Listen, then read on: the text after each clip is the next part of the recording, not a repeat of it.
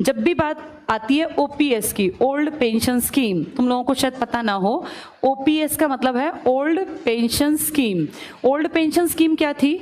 जो आदमी सरकारी नौकरी लग जाता था उसको जितनी वो नौकरी करेगा, जैसे 60 तक तो हर कोई नौकरी कर सकता है, 60 के बाद जब वो रिटायर होता था तो इसको पैसे मिलते थे हर महीने पेंशन के नाम पे।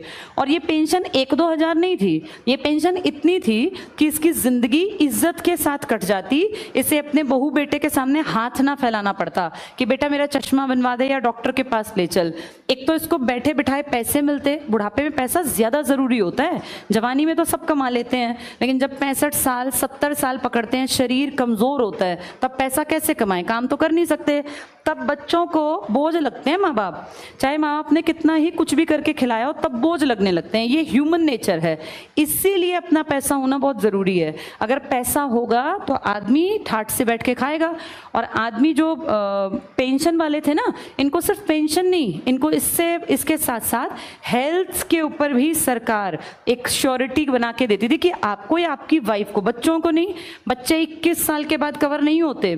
किसी का बेटा अगर 22 साल का है तो फिर वो पेंशन वाले लोग जो है ना, ये इसका इलाज नहीं करा सकते, उसके लिए पैसे देने पड़ेंगे। अपना कमा खा, उसके बच्चों को थोड़ी ना सरकार खींचती जाएगी। लेकिन वो जो भी आदमी है और जो उसकी वाइफ है, इन दोनों का सारा मेडिकल का खर्चा सरकार उठाती थी। अगर ध्यान से देखा जाए तो ये बहुत ज़रूरी और बहुत अच्छी बात थी।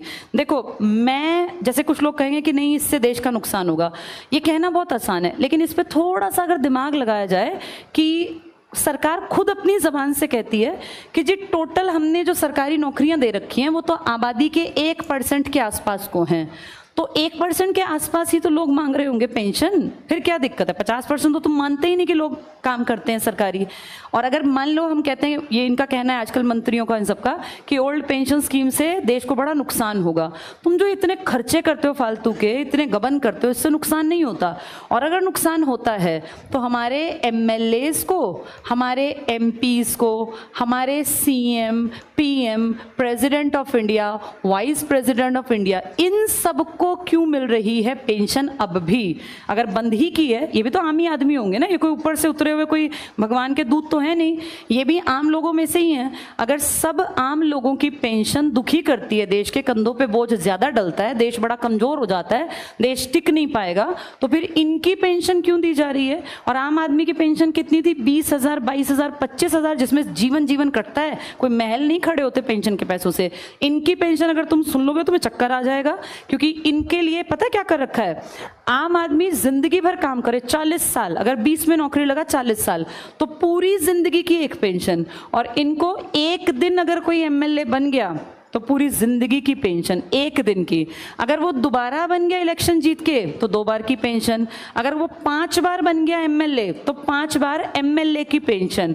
फिर वो 2 बार एमपी बन गया तो एमपी की पेंशन। फिर वो राष्ट्रपति बन गया तो राष्ट्रपति की पेंशन। तुम सोच भी नहीं सकते कितना रुपया इनकी पेंशन्स में इन तक पहुंचता है। किसी एक का नाम तुम ना गूगल पे लिखना और तुम उसका पूरा इंफॉर्मेशन निकालना, वो कई बार एमपी एमएलए बने होते हैं। ये एमपी, एमएलए, सीएम, पता नहीं कितनी कितनी पोस्ट पर। अगर कोई राजनीति में 40 साल काट गया, इनमें से कम तुम देखना वो 5-6 बार कुछ बन गया होगा, 2-3 बार कुछ। उन सबकी अलग अलग पेंशन आती है। तो इससे हमारा खजाना खाली नहीं होता। ये तो सारे खानदानी, देखा नहीं, बैठे बैठे राज करते जाते हैं। ये कहते हैं कि ओल्ड पेंशन स्कीम जो किसके लिए मेन जरूरी थी? आम आदमी के लिए, उसको तो खत्म कर दिया। अब पीछे कितना विरोध किया लोगों ने, लेकिन क्या किया? मारकाट। वो बेचारे जितने लोग इकट्ठे हुए थे उन पर डंडे बरसाए और वो पानी के वो सब ला के कैनन और नुकसान किया। जैसे अगर ध्यान से देखा जाए, ठीक है खत्म कर दो, फिर इनकी भी तो खत्म करो ना। ये तो और बोझा डाल रहे हैं। ये तो एक आदमी 4 पेंशन खा रहा है, वहां बेचारे 40 लोग मिलकर इतनी नहीं लेते होंगे जितना ये एक आदमी खा जाता है। तो इसका भी तो कोई हिसाब किताब हो। ये क्वेश्चन उठने चाहिए जब डेमोक्रेसी की बात हो, जब लोकतंत्र की बात हो। इसीलिए तुम्हारा पढ़ना जरूरी है, ताकि तुम्हें ये बातें पता चलें।